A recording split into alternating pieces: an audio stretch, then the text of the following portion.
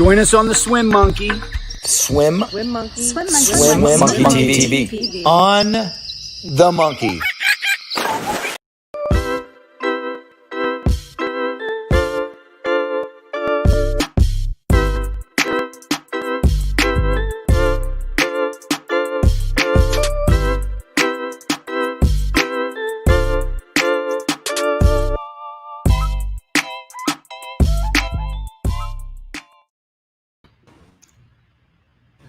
How you doing, everybody? Sid Cassidy here. Stories with Sid and my colleague, my compadre, Joe Auer. How you doing, Joe?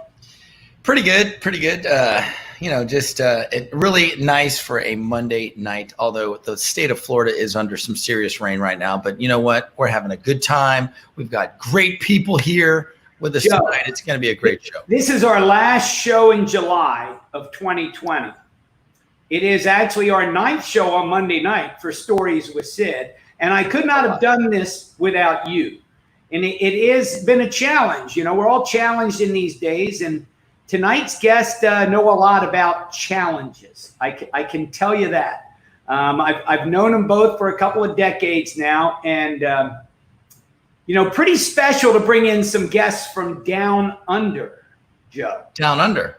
Down under. So we're going to the other side. Absolutely. We are already on Tuesday morning, Joe. We're in the future.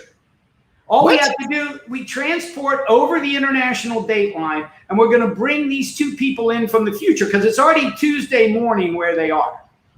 So let's bring them in.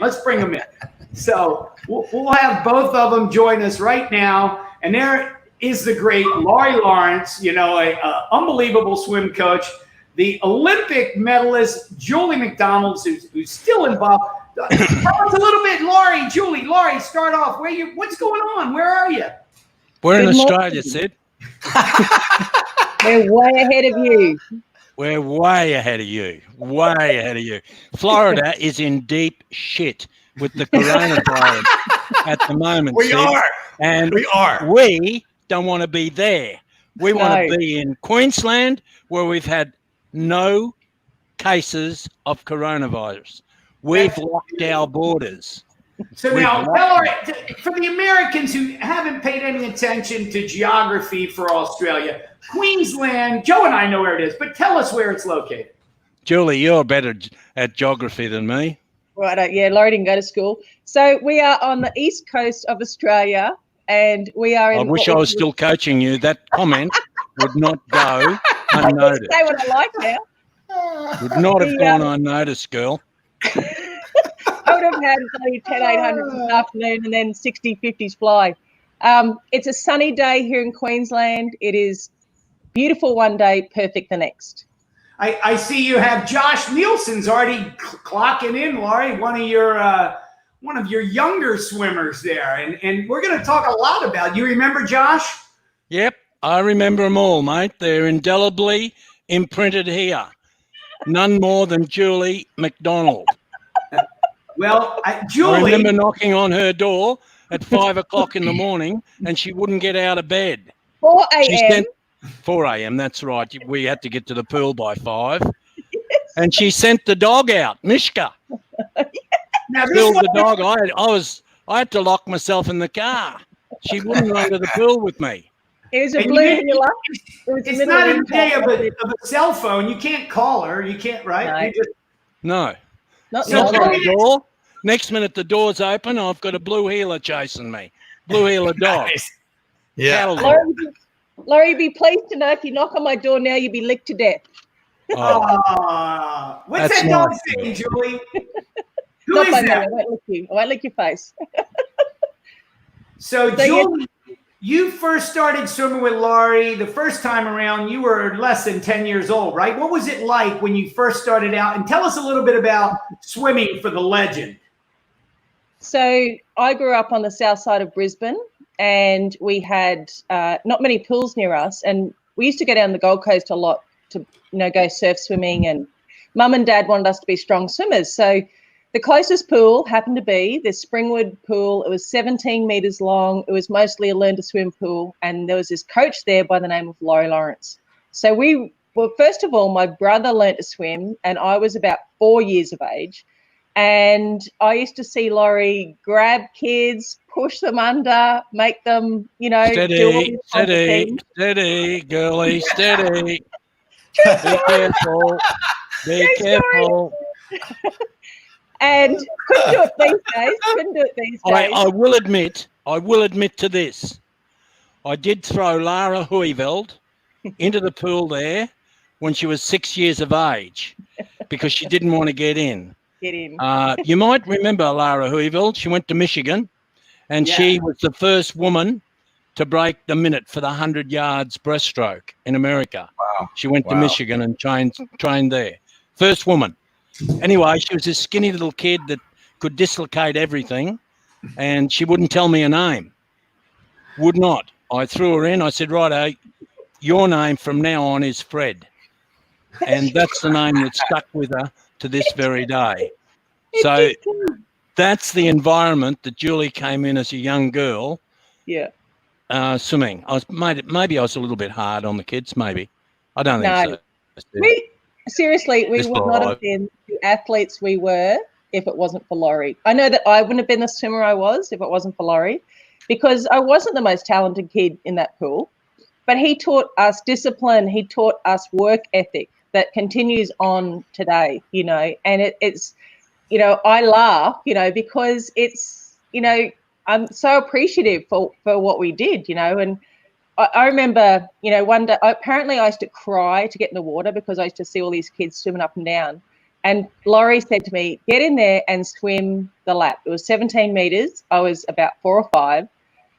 And so I did. And so half the pool was covered, half it wasn't. And sometimes Laurie would make the kids swim to the halfway mark and then go back. So I dive in, I get to the halfway mark and I stand up. Well, Laurie screams abuse at me, get back there and start again, and so then I get up and I swim the lap of the pool. Mum's terrified, I swim the lap of the pool and Laurie turns around and says to my mum, see, I told you she could do it. Well, I didn't return for another 3 years. But no, I learned to swim with Laurie, and I can remember that pool. I could draw it. We used to do this. Kids used to do the bars on the side of the pool. Laurie was very resourceful as a coach. We didn't have great, fandangle, machines for weights. Laurie went to the steel mill and he would get these metal bars. And so we would lift these metal bars, but it worked. I got it. So at some point, Laurie, Julie starts to show promise and makes, I know that she was with you, and then she grew and became a national teamer. It probably became an age group champion first, and then went on. But one of the only women in the world to beat Janet Evans in her heyday at Pan Pacs. I remember that race, and you were a medalist with Janet at Seoul, And yeah, that's probably the worst thing that happened. Julie beating Janet Evans in that race. Because hungry dogs hunt best, Sid. And when Julie beat Janet Evans, Bud McAllister and Janet knew they had a fight on their hands, because there was a young girl in Australia who missed the world record by 1/10 of a second that was coming after her. Oh, yeah. And there was another coach that wanted to beat her. I would have rather have beaten her 12 months later at the Olympics than beat her at the Pan Pacs, to be honest with you, Sid. And Janet Evans is probably one of the great distance swimmers of all time. Yeah, no doubt. And Julie, tell us a little bit, how did it go mentally when you beat Janet, when you were just right there at her world record? What was it like? So that Pan Pacs was interesting. Janet had broken the world record, which had stood for 10 years, 2 weeks prior at your nationals. And I remember Bill Sweetenham coming in to us and saying, Janet Evans has broken the world record. And I'd never heard of Janet Evans. And I'm like, who's Janet Evans? She's like the little American. I'm like, I don't care. And because we were focused, right? If anything, we were focused, and all we focused on was our own performance. That's all we could control.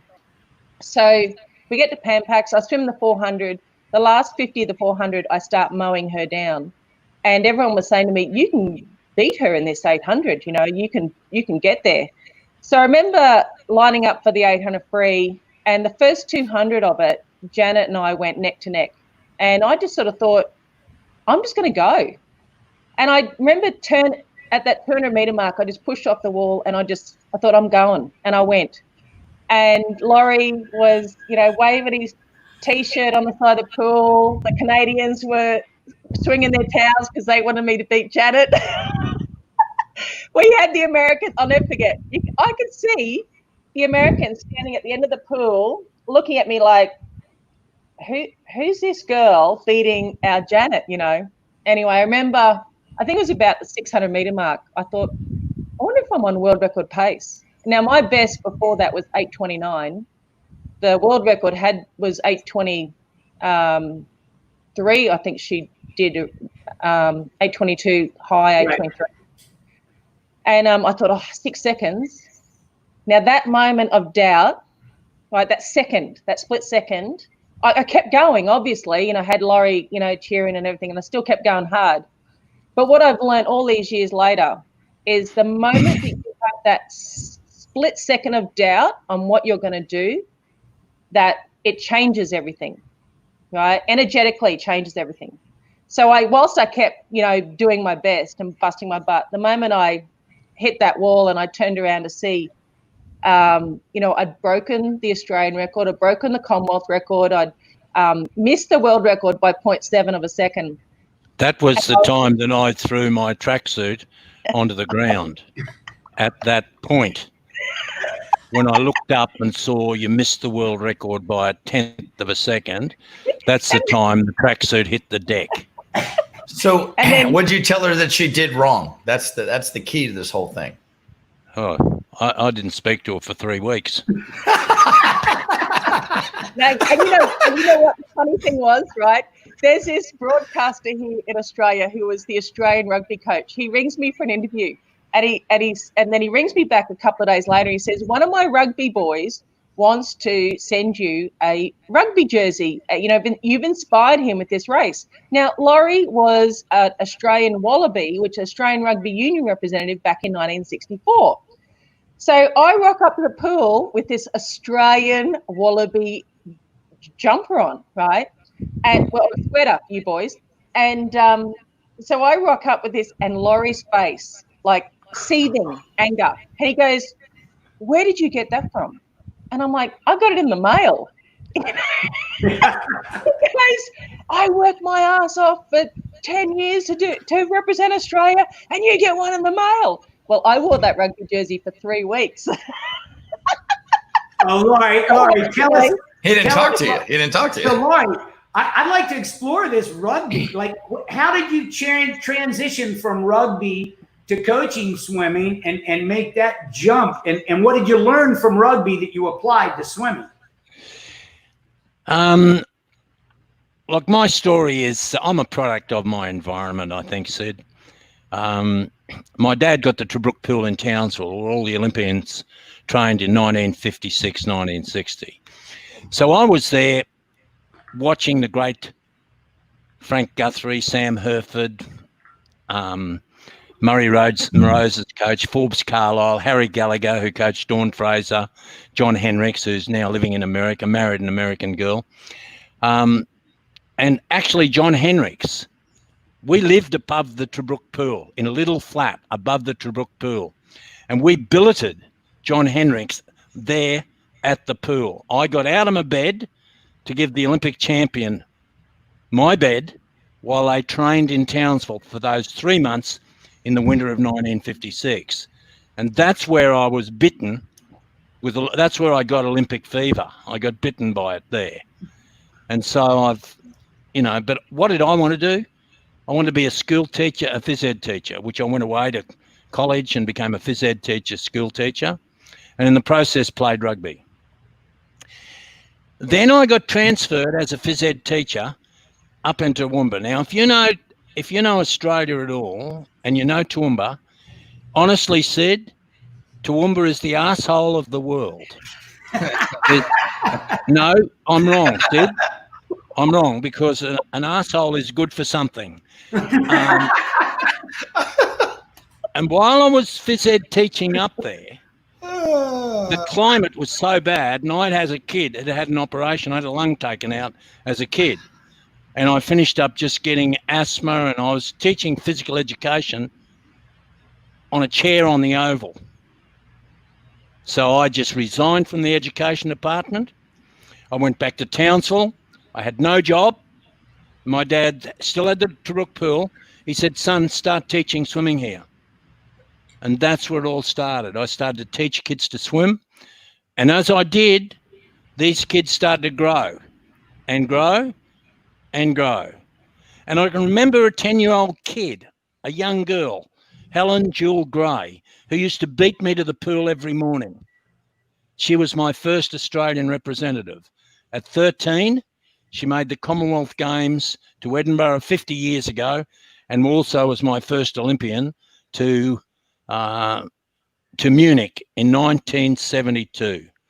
So I remember it yesterday, and she actually came to the book launch the other day, and we reminisced about the day that she'd beaten the great Shane Gould. We reminisced about the day that as a 13-year-old girl, she'd come to me with a silver medal. She'd won in the Queensland Open Women's Championships, a silver medal. And I took it off her and I threw it straight over the fence onto the railway line next door. And she looked at me. I said, you want to go to the Commonwealth Games and you're bringing me back a silver medal from the Queensland Championship? Wake up to yourself. And away it went. Well, Susie Anderson, another girl I coached, same age, she'd got the bronze medal in the same race. So she put it into a pocket and zipped the pocket up straight away, so I couldn't get it. So I've only really thrown the one silver medal over the fence. Well, I'm sure if it was a kid of mine, a parent of mine would have had, like, get back over the fence and get it. But well, I did. I got over the fence and I almost got run down by the 810 Redcliffe Express. The train, it's on the train line.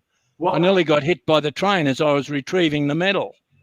Laurie, your passion in this sport is unparalleled. It's legendary. And I was blessed enough to be assigned by USA Swimming back in 1991 to go to Honolulu, Hawaii, where the Canadians, the Australians, and the Americans were selecting their elite performers from the 400 IM, the 800 free, and the 1500 free, which is where I met Julie, which was this event, the Three Nations Distance Challenge. And I still get lots of Facebook comments from guys who learned so much from that camp. But what I learned was from you. There's Don Talbot and me in the middle. I was a little bit heavier back then. It was 20 years and 40 pounds ago, maybe close to 50. But that was the boys. I see Sean Killian in the middle. If you blow that up, I see the girls are all watching the set. That was at the end of one of those amazing practices. But there was nobody better at handling the pain than the young lady off to your right, and that's Julie McDonald. I was blown away. And we had some great American swimmers, some great Canadian swimmers. The coaches alone, oh my gosh, we had Doug Frost, Don Talbot, you, the other Australian coach, Joe King. Oh, Joe King. I think walk every length of a 10,000, 12,000 meters. Yeah, it was. But Julie yesterday had a few choice words for you boys. That's all I'm saying. She had a few choice words about how great you were to the kids. I'll share. So please do. So I've had a break after 1990 Commonwealth Games, and we're preparing for Barcelona. And I hear rumor that Laurie's back coaching. So I pack up and I move to the Gold Coast, and I start training for the Olympics for Barcelona. And so we've sort of been training about 3 or 4 months, and we sort of easing back into it. So we're doing, 4 or 5K a session, Not doing anything too dramatic, preparing for the big, 10K sessions. So we head to Hawaii, very underdone. And every coach was like, it was the battle of the egos. Who could set the hardest session? There was no recovery session until it was John Carew's turn, and he felt sorry for us. So he gave us 8K a session, and it was murderous, And I remember one time I turned and I pushed off the wall, could not feel my legs. And I was just like, I've done something to my back. So I've like dragged myself to the side of the pool. The coaches have dragged me out. And so then I went to the physio and I had to sleep on my back on the floor with my legs hooked up over a chair. It was the most comfortable way to sleep. I was getting physio. Don Talbot says to me, if you can't do the 5K time trial tomorrow, you're going back to Australia. And I'm like, hell no, I'm in Hawaii. I'm not that. So I did this 5K time trial, and I said to the boys yesterday, my back played up from then, 91, to only about 7 years ago, that it would get out of place and play up. But the coaches were assholes. Oh yeah, well we knew that, and what happened, and it's like the Canadians went, then the Australians went, then the Americans went. So by the time it was our turn to write, and I was sharing a condo with Steve Boltman, Jack Bowerly, who was it? We had some unbelievable. Bud McAllister and Jim Tynan from St. Louis. These guys, everybody wanted to write a practice tougher than the other guy. And you had, guys like Doug Frost, who was Thornton's coach. Unfortunately, I had the hardest program. Yes, I'm sure. Go ahead. Yeah. Tell us. No, you said butt in any time. No, I'm joking. You tell your story. Sean Baker wants to know if there's a log of the camp, and I gotta believe USA Swimming. We definitely wrote down everything. Wait, Julie has it right there in her hand. I could try and find it, but I've got some of my old logbooks here. And, Laurie used to write in, consistency, team effort.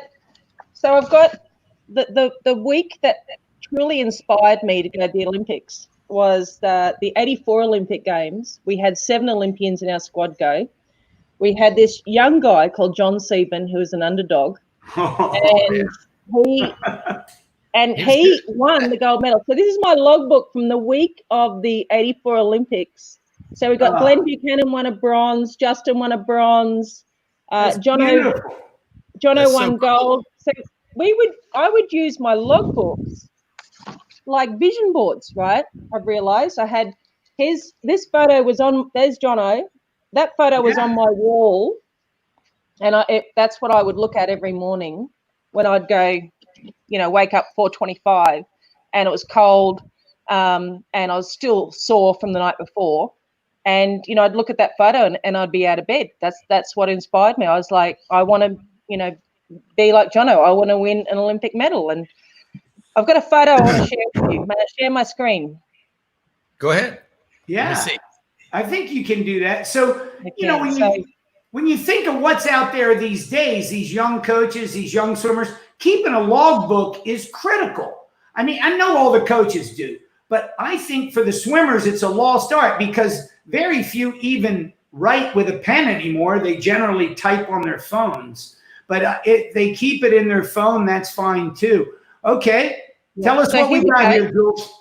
This is Seoul, 88, me on the left, my short hair, Janet Evans in the middle, and that was Astrid Strauss, who won the silver medal. And, you can just get an idea of the men that we had to race back in the 80s, right? Yeah, she was a big one. Yeah. And I've got to tell you, mate, I'm so super proud of that medal. Something they can never take away from me. I busted my ass for years to win that. And, Love it. Those memories of, I remember hitting the wall after that race and, waving to my mum and dad and the feeling of relief, that I'd won a medal and then joy. And then finding Laurie in the crowd, right? And I've waved to Laurie and half the crowd's gone, yes. And I'm like, Laurie? Well, he had the England team cheering for me, the Canadians, he had the West Germans, he had half the world cheering for me. It was great memories, you know. And I hope you zipped that medal up in your pocket. We couldn't get at it. So Julie, all that experience, the training under your coach, the Olympic medals, the Olympic experience, how's that helped you today with your confidence, your personality, the whole thing? I think it taught me resilience, you know, and, you know, obviously we go to the Olympics to win gold. 4 years later, I backed up to Barcelona, went in ranked equal #1 in the world with Janet. I unfortunately had an infected wisdom tooth. I didn't get it removed, and I took antibiotics to kill the infection. But what people did, or the doctor didn't tell me, was that the bacteria could poison my system. So I end up in Barcelona with septicemia. We didn't know it at the time. I just felt lethargic, had no energy, didn't make finals for the 800 free. And I was shattered, you know, and it took me a long time to overcome that, because you train all your life for that moment. And when you know you can do it, I was, you know, the only non-drugged athlete to beat Janet in the highlight of her career. I knew I could win. That it shatters you, you know. So my confidence and self-esteem took a real hit. And it steered me on a path of personal development.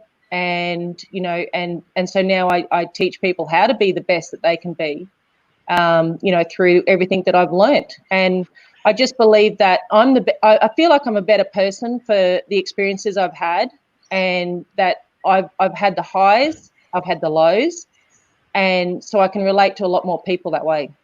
I think that if I can butt in here. Yeah, I was going to ask for you. I think that coaches, honestly, have a huge responsibility to their athletes, because I mean, as a coach, I want gold. I want gold. Sure. Well, if you're not going for gold, what the bloody hell? What are you trying to do? What's your point? What's the point? Why do they keep the score if it's not important to win? Why do they keep the score? So, of course, I want gold. But I think as coaches, we have to also differentiate the fact that there are more than one ways to win. There's more than one way to win. You can win by touching the end of the pool first and doing your very best, breaking a world record, getting the gold medal. That's one way of winning. 2 is you beat yourself. You do your PB, your own personal best time. That's another way to win. And another way to win is every morning you look in the window, look in the mirror, and you say, every morning, and that's going to hang on that. Couldn't have done any more, no more. He's going to be back. What I've done to be successful. And if you can do that, you're a winner. And if you go to Rudolph Kipling's poem, if you can do that, my friend, you're a winner. And the man standing in the arena. Now, as I understand it, Laurie, because I've seen you motivate in Hawaii, I've seen you motivate in Australia.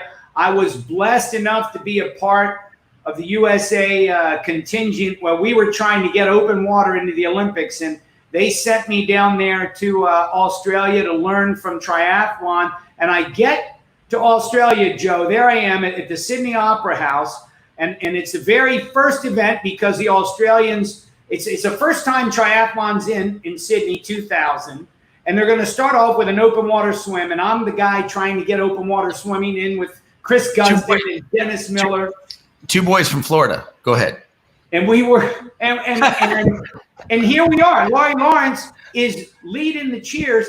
He's got tens of thousands of people following his lead. And the Australian girl, the American girls, we had Sheila Taramina in that race, who was also, Julie, in your camp when we were in Hawaii. Sheila was one of our trainers, and it was a fantastic experience. But Laurie, you were always a cheerleader. Tell us a little bit now. We all know about you're going to tell us about your book. This is why I want to get to the book, because you've got a new book out called Stuff the Silver. Yeah, right? Stuff the Silver. I'll just show you. Yeah. Stuff the Silver We're going for gold. Now, don't any Americans buy the paperback because it costs me money. Seriously, do not buy the paperback. I lose money in the transfer over. If you want to buy it, get online and get Kindle. Kindle, I think it's spelled. I'm not sure about that. Okay, Laurie, I love you. Okay, so Laurie, we're going to get the Kindle. Everybody in America, do not order the paperback. Don't order the paperback. Do not order the paperback. But Laurie, Why the paperback? 3 over there already, and it's cost me money, Sid. It's cost me money. I got an idea though. What about the audio book? A lot of Kindle's the Americans. thing. Kindle, Sid. Kindle. Kindle, Sid. Kindle. But there's nothing like the feeling of paper, Laurie. The feeling of paper. Like it's magical. Okay, Julie, I got an idea here. Kindle. I got an idea. Okay, a lot of Americans are so lazy, they only want audio books. Any plans for that in the future? Yeah, I'm going to do an audiobook. You should narrate it, Laurie. In that book, I'll narrate it myself. Yeah. So we're And breaking news here, Joe. There's going to be an audio book release, and we're going to have it on the Monkey. We're going to get all the Americans to buy the audio release. Go ahead, Laurie. Tell us what you're I'll planning. give you a taste. Wait, who's writing it? Who is reading it on the audiobook? Is it Julie or I'm going to read it myself. Okay, good. Give us a taste. Give us a taste. Yeah, give us a little. This is a poem that I did for the Australian. It starts off the book, a poem that I did for the Australian team to the Olympics. Written not by me, this one, but by a good mate of mine, Robert Raftery. It's time to turn good into greatness. It's the biggie, old mates, and we're in it. It's happened. You're here and you're champions. There's gold in the air. You can win it. You're sitting out there and you're sucking in air and your heart's in your mouth. I can tell it. Hey, mate, I'm talking to you. This is Laurie, True Blue. There's gold in the air. Can't you smell it? You've done the hard yards. You're the cream of the crop. You're a photo. You're focused. You'll pump till you drop. And tomorrow you'll churn and the water will boil as you rip at the air and you tear at the soil. Now go out and blitz them. But be in no doubt, for Australia to win, let the animal out. They'll taunt you. They'll fight you. They'll spit in your space. And I'll watch as our flag paints a smile on your face.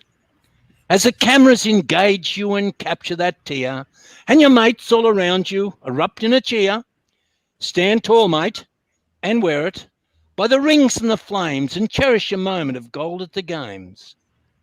As that rectangled rag of our great Aussie flag rockets above, and you're there. You're the pride of the fleet, and the world's at your feet, and our anthem shots blasting the air. Australians, oh, let us rejoice, for we are young and free, with golden soil and wealth for toil. Our home is girt by sea, our land abounds in nature's gifts, of beauty rich and rare. In history's page, let every stage advance Australia fair. Yeah. Oh, man. Oh, yeah. Look, everybody's crying. Dan Harrigan, he's a bronze medalist. So now you can know. What? Sorry, Joe.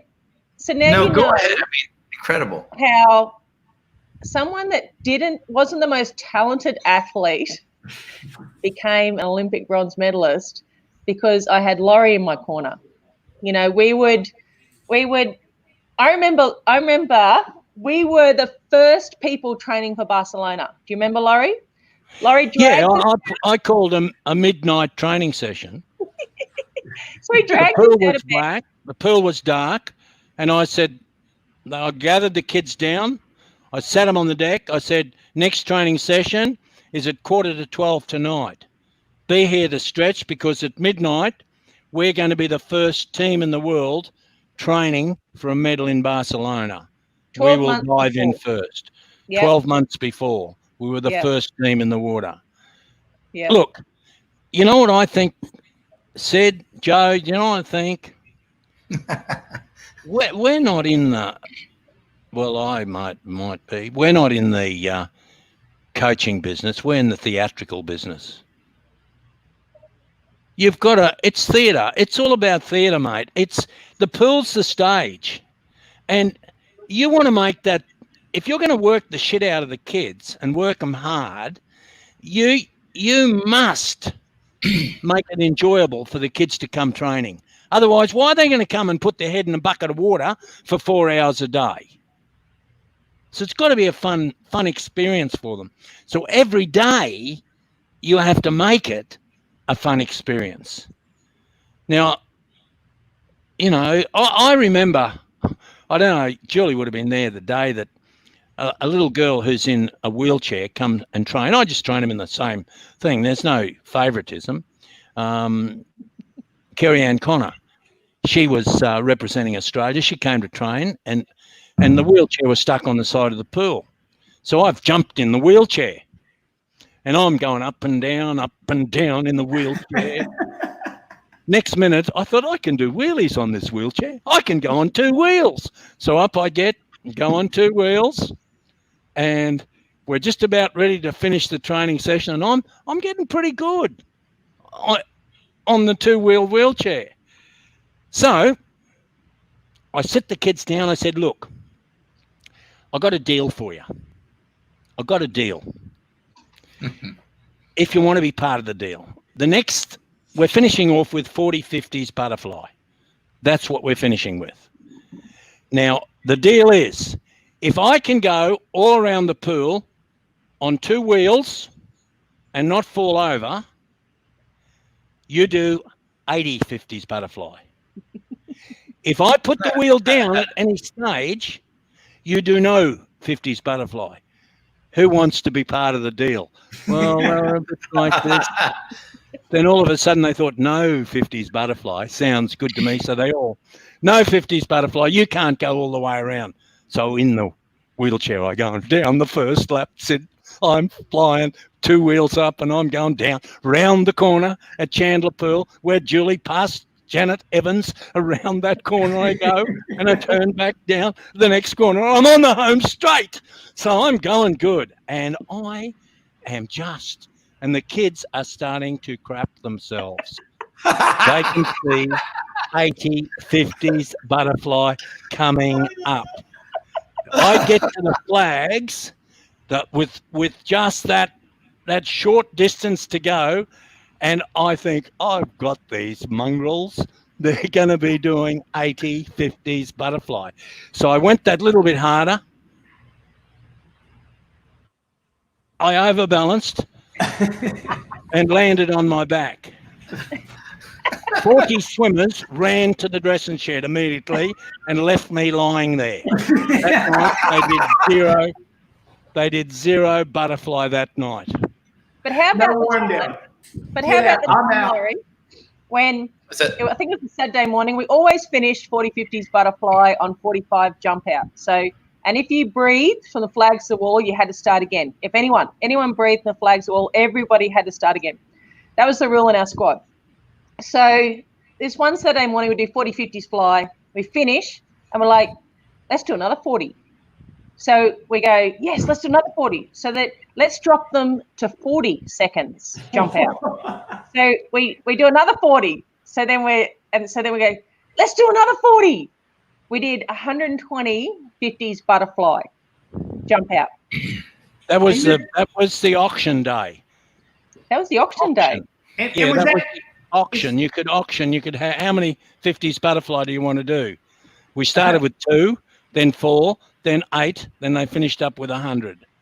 It just kept, as the different athletes in the squad wanted to prove that they were the toughest, they'd auction another 2. My question was just like, Sean, long course, Chandler, long course pool or short course? Long course, Chandler. Of course. We only trained on course. You guys are Who can soft. do that? We are soft, apparently, because we can't do that right there. How many Seriously, times would you like me to show you how many You times? know, I still like the idea of short course because that's why your swimmers actually destroy us in turns. You destroy us in turns. And that's exactly how Misty Hyman destroyed Susie O'Neill in the Sydney in the 200 butterfly. Susie hadn't been beaten for 8 years. Not beaten for 8 years. She'd already won the 200 freestyle, so she was in good form because the 200 freestyle wasn't her event. And Misty Hyman, off that final turn, just dolphined underwater, went straight past Susie. It was all over. Oh, I was there. Your guys, your swimmers destroy us. We've got to do something about it. But you know But thank what? God we've got rid of that Jarko Verhanen. He was a nice distraction over here for Australian coaches, head coach of Australian. Oh, So I'm glad he's out the back door because I'll tell you why. We had the training camp. Listen to this. Head coach of Australian swimming. We've got the training camp in Europe before the World Championships. He goes on holiday in one of the Asian countries, Thailand or somewhere. I'm blowed if I know. But he goes on the head coach. How is he going to get into the trenches with the kids? Thank God we've got rid of him. Bye-bye, Jarko. Enjoy your new post, wherever you're going. Well, I'm well aware. I saw my friend Dan Harrigan, and he got bronze medal behind neighbor in Mathis in '76. And he said, but the truth is, he also asked if Laurie has a TV show. And I said, I know we have a YouTube channel. And as a matter of fact, Laurie, I would like you to kind of introduce us to Lil, your friend Lil. There she is. Tell us a little bit about Lil, and we'll put up the YouTube channel for people who want to. Go ahead. Well, Sid, what we do is we've got a kids. Well, it's not really. When I first started in Australia, we led the world per capita with preschool drownings. We had 63 kids, 27 in Queensland, 63 kids around Australia. So I started this program called Kids Alive, Do the 5. And it's all based on water safety. And Lil is one of the characters that goes around Australia and helps me push and promo the water safety program, which is Kids Alive, Do the 5. Fence the pool. Shut the gate. Or teach your kids to swim. It's great. Supervise. Watch your mate. And learn how to resuscitate. Kids Alive, Do the 5. What I've done is I've got federal government funding, and the parents of every newborn in Australia gets a water safety book to read to their children. In addition to that, I've written, with the help of my daughters, 4 books, 4 water safety books. It's rhyme and reason, because I'm an old school teacher. Rhyme, rhythm, all about water safety. And this little alien you see there, Boo, he come down to Earth in a spaceship and meets Lifesaver Lil and Wise Al, and they teach the kids about water safety. So these 4 books go into every early learning centre in Australia. Can you imagine that? These water safety books in every early learning centre in Australia. The other book goes to the parents of every newborn. We've taken drownings in Australia from 63 in the year 2000 when we started down to 18 last year. 63 to 18. The only drowning stat in Australia that's going down. The only stat. The Yanks, you guys are going up. Because it's a bad time for us. You don't want to fence your pool, do you? You can't tell you fellas what to do. Nobody's allowed to tell us what to do. We're tough enough to get coronavirus. We don't have to put a mask on. And so on and so on and so on. Oh, well, give me a don't believe break. everything. Do Don't believe things everything in for the media. humanity. For humanity. You do it for humanity, Sid. Absolutely. But not the because you're media is not selfish. always honest. But here's the deal. You've What? inspired teachers, including my wife. Now, we own the Florida Swim School that she started and built. Sid, no publicity on your own swim school on this show. I know it's your monkey. I know it's your monkey, but do not start promoting your wife's swim school on this program that I'm on. Do not, Sid. Where is it situated? Florida Swim School does the 5. Well, promote it then, Sid. Promote it. Yours. How is your wife? And how is Cara anyway? She's doing great. She may even pop in, but she has a phenomenal program because you inspired her. It's almost 2 decades ago. We were at Jack Nelson's house for a dinner shortly after this camp, Julie. And Sarah was pregnant. I'm butting in. I see your son's just come online. Quincy. Oh yeah. Yeah, Kara's watching too. She's very much not only a fan, but without you, we would not be swim school owners. You inspired our family to get in to learn to swim. And it's phenomenal. That's fantastic. Well, I hope you're subscribing to Worldwide Swim School. Oh, That's yes. my online swim school. Oh, absolutely. So I love Daniel's comment. Whose show is this? There you go, Laurie. Hey. Kara, look at you. Hello. How are you, darling? Great. How did you get tangled up with him? How did you get tangled up with him? I can't believe it. Still trying to figure it out. The good thing is you got a couple of beautiful kids anyway. True. That'd be from your side, of course. Yeah, of course. Stay well. Thank you for everything you do.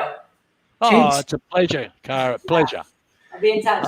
I love visiting Florida, but not at the moment with all this coronavirus that's going on. It's the virtual visit. And while you do that and talking to beautiful kids, Julie, I've got to ask you about that picture because I know your boy is much bigger than that now.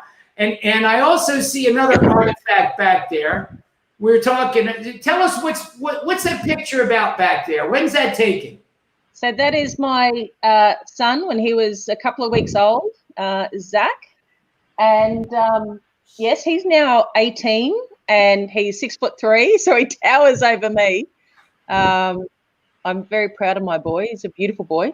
And the other thing you're looking at, Sid, is in Sydney 2000. Bring it out. Bring it out. Bring it out. So I got to run with the Olympic torch. And one of the things, look, I'm super passionate about the Olympics, right? And one of the things that really stirs emotion in me is the Olympic flame.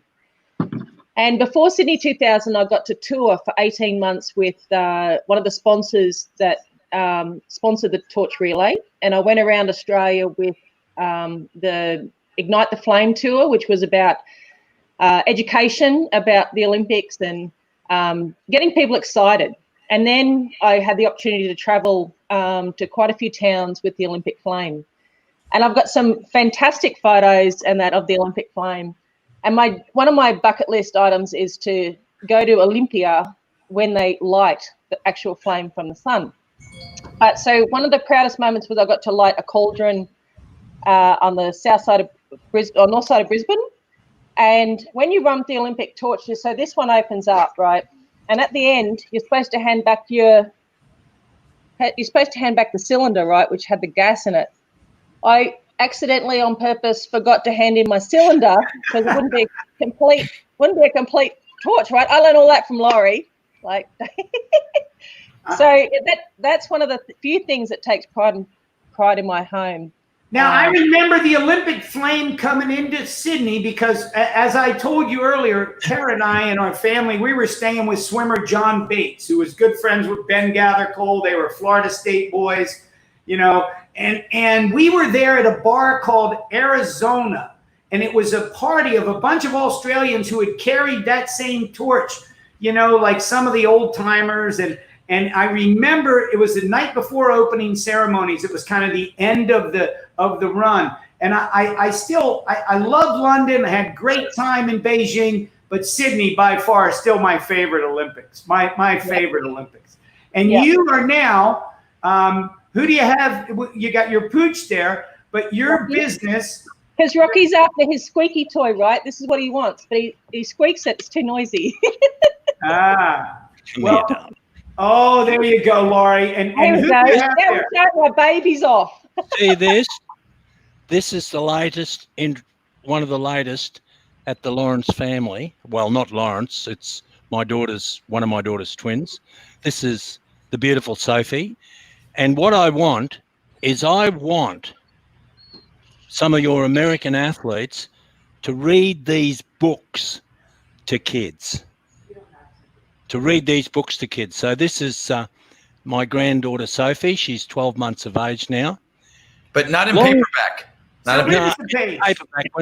We're not selling this, but you can get it on the Kids Alive site in America. And long ago, among the bright stars, lived a family of aliens. Look at that. Quite close to Mars. A mother, a father, a mischievous child, Boo, owned a big spaceship. Look at it. You're touching the spaceship. And it could fly too. Look at those aliens. Look at them. Should I fly to Jupiter, Moon, Earth, or Sun? I'll take food for the journey. Look at that. That's you. Worm rolls and a bun.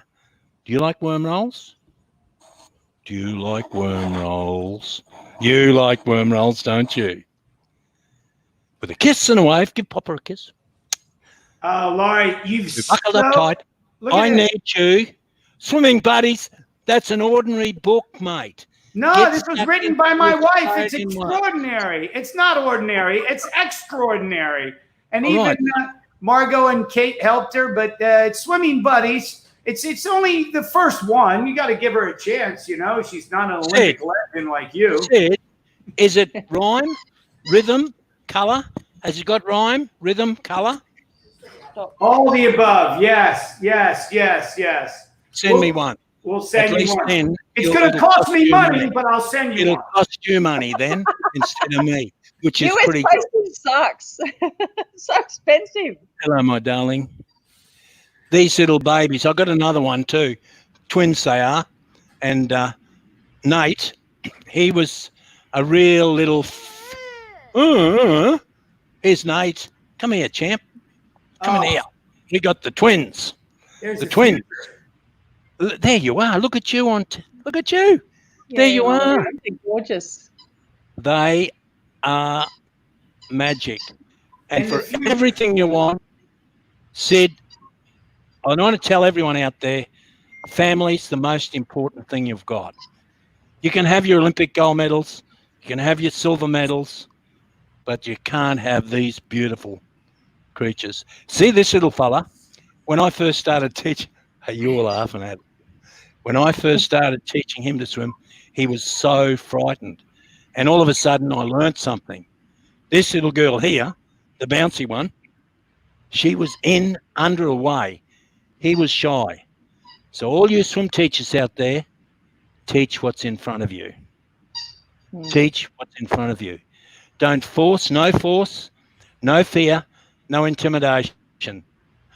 I know there's a system in America where you throw kids in, float them on their back, and they're screaming and crying and vomiting, and that is the worst thing that I've ever seen in learning to swim. It's the worst. No, we do the nurturing. We follow the lead of our inspirational mentor. You've got the wave happening. You're waving. That's good. Doing the five. I like that. Sophie, yeah, look at you. Can you wave? So Julie, these kids are the future. Now, you've been involved. I know you've stayed involved with the Olympic movement. The reality is this has been a hell of a year. It's been crazy. And now we're looking at an Olympics in an odd number year. We see it. We hear all kinds of things. What's your take on Tokyo 2021 and the future of the Olympic Games? Yeah. So just before we do that, I'm just going to do my family moment. There's my son. You know? That's the big boy now. He is a big boy. He's awesome.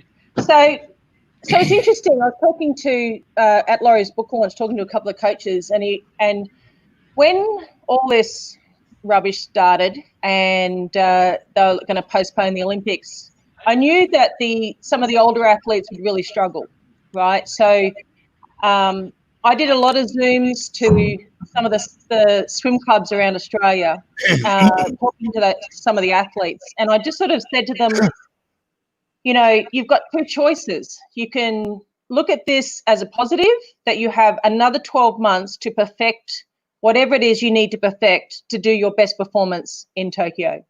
Or you can wake up and look at this as like, oh, I was going to retire and now I've got another 12 months.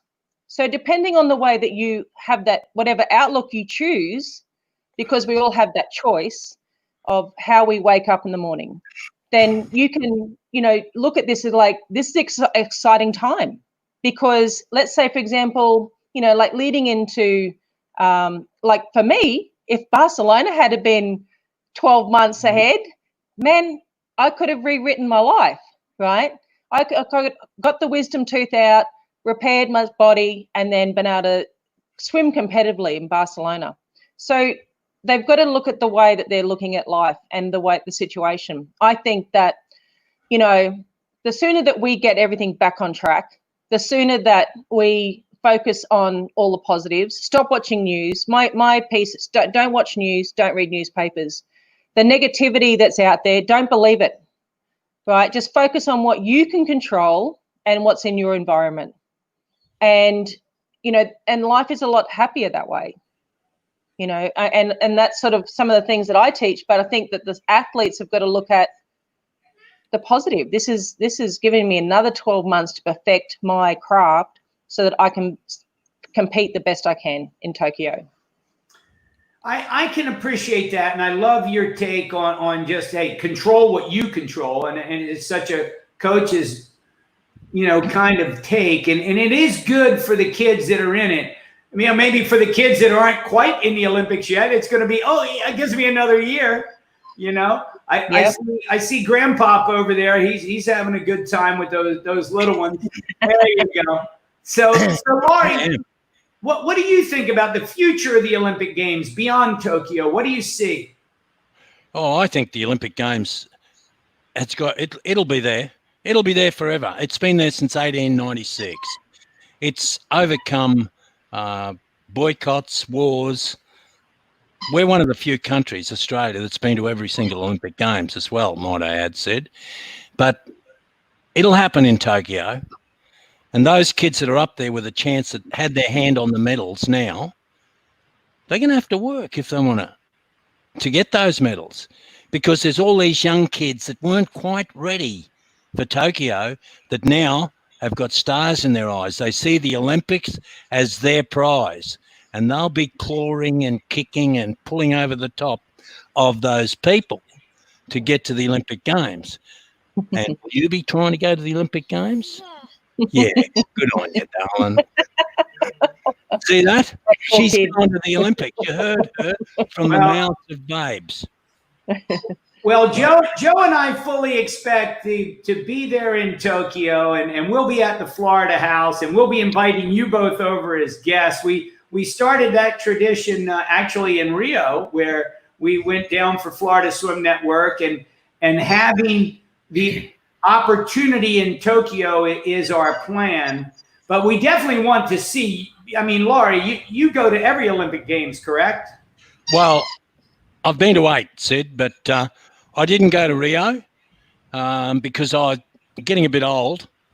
I would have been 75, and I thought I'd give some young fella a bit of a go at it, you know.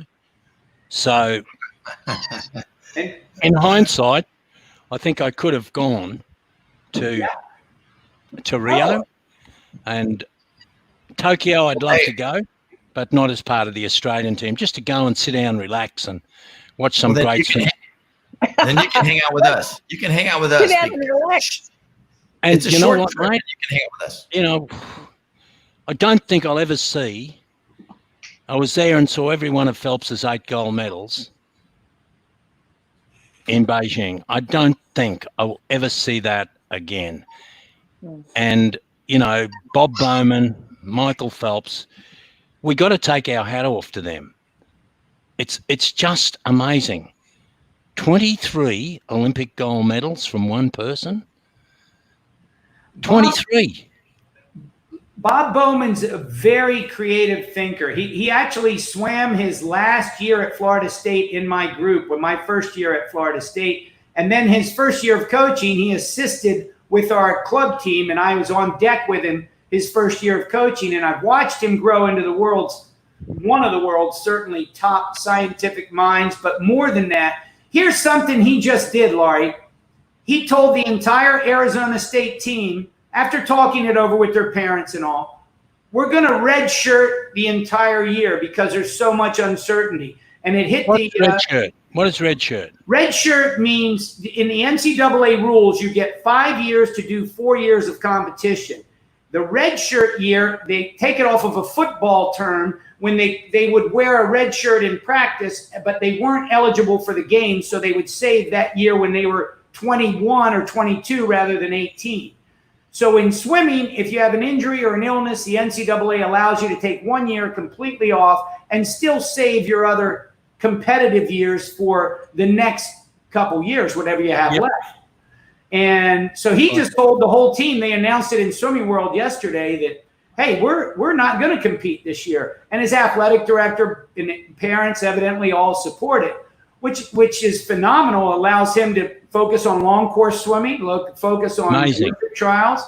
And I think he still does a great job continuing to think outside the box. But what he did with Phelps, because I watched him when he joined North Baltimore. I was coaching in New Jersey, and we would go to a lot of the same meets. But what Bob did working with that kid was nothing short of phenomenal, because he was at a point in his career where he was perfect for Michael, and Michael was at a point where he really needed Bob. And people like you and the Australians inspired people like that. And what you did, certainly that one race that Matt Biondi would never forget, but him being such a gentleman that he is, he would never badmouth. But when you had Duncan Armstrong in the finals, basically body surf, which is legal in the sport, and in open water, we always do drafting, but swim the perfect race to win the gold, that's certainly one of the stories in your book. So I know we're not going to buy Sid, hey, I don't want to argue with you. Tell me. If he hadn't done the training, he couldn't have sat there. Absolutely. If he hadn't have paid the price, he couldn't have sat there. Biondi could have gone to the other side of the lane if he wanted to. That's his choice. That's his choice. We paid the price for that gold medal. Do you know that every night after training, Duncan put a weight belt on and stayed back for half an hour with the weight belt on and did vertical kick in the diving pool, vertical kick, hands above his head for half an hour, every night after training. It's a good exercise. If you don't kick, you drown. So that's number one. Number two, he went home, and because Randy Reese, who coached you, Joe, very innovative, was doing skateboard work with his team, righto? I went and bought a skateboard. Turned the wheels sideways and gave it to Duncan. Every night when he got home, he put the garden gloves on, and they lived on the side of the hill. I said, Randy Reese is doing this. You better do this. And every night after training, he'd go to the bottom of the hill, middle of winter, put the garden gloves on, lie sideways on the skateboard, and he'd haul himself to the top with his father walking beside him in silent communion every night for half an hour. He paid the price. Don't cheapen that medal. He paid the price. He paid the price. Amen. I'll give you that. And that is the sport we're in. Pay the price and have a go.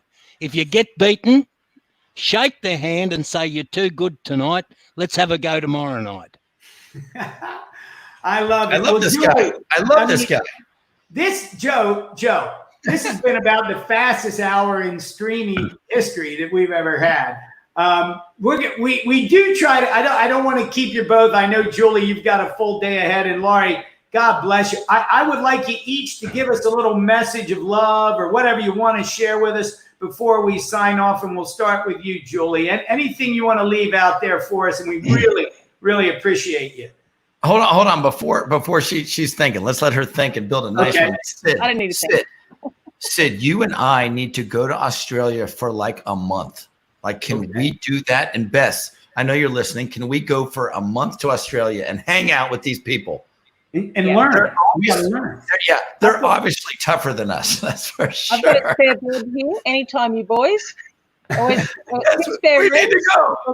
We need to go. These guys are awesome. We need to go there. Anyway, Julie, please go ahead. So one of the things that I guess I've learned, and I teach people now, is to identify what you don't want. We all know what we don't want. But what I want you to do is identify what you really want. And when you identify what you really want, I want you to think about it with all your senses. I want you to, what would you smell if you had that? What would you hear if you had that? What would you be tasting? What would you be hearing? Use all your senses, right?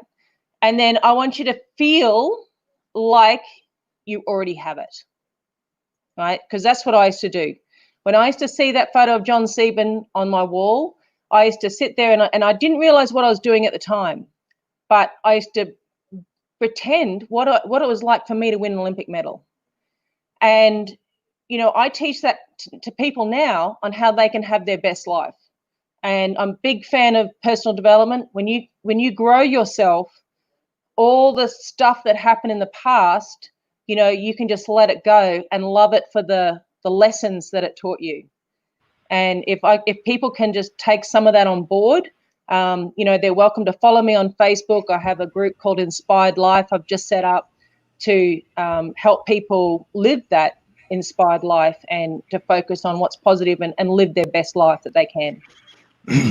Thanks. That's beautiful. That's beautiful. Laurie, can you leave us with a gem of wisdom? We've got buckets full tonight. Just one more time. Our island nation circled by great oceans, pounding free. Our abiding love of nation is as natural as the sea. We live by lakes and rivers, by billabong and stream, by blues the swag for the mighty rag of our great Australian dream. We swim for form and fitness.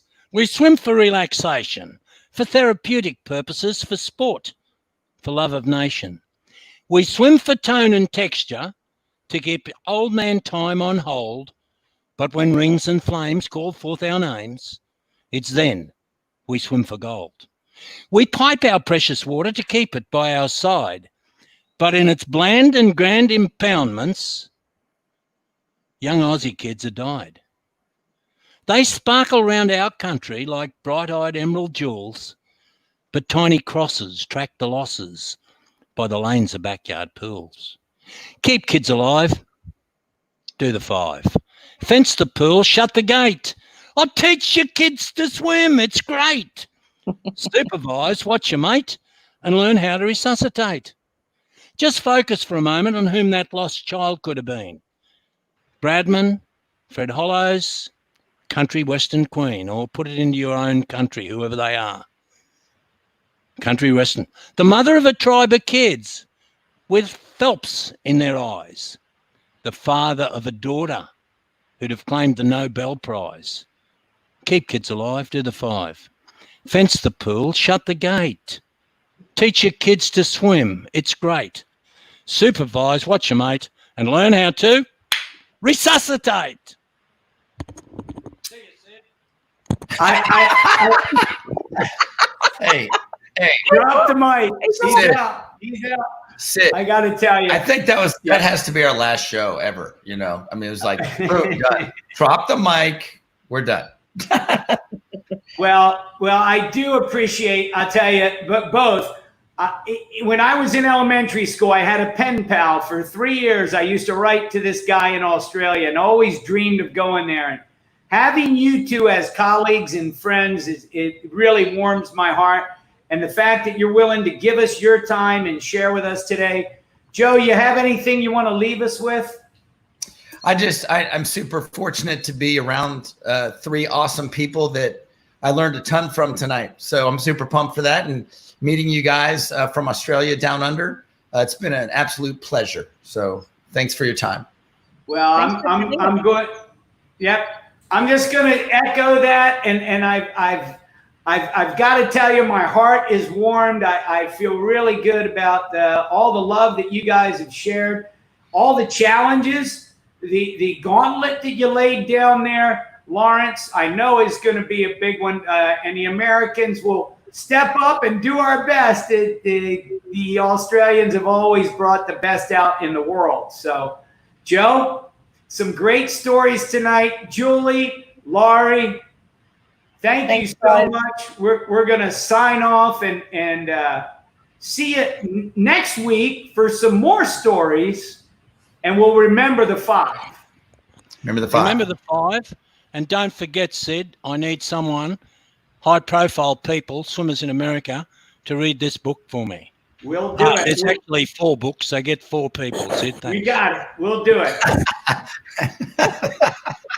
Good night, everybody. Thanks for staying Hey, with us. guys. Thanks, everyone. Join us on the Swim Monkey. Swim Monkey TV. On the Monkey.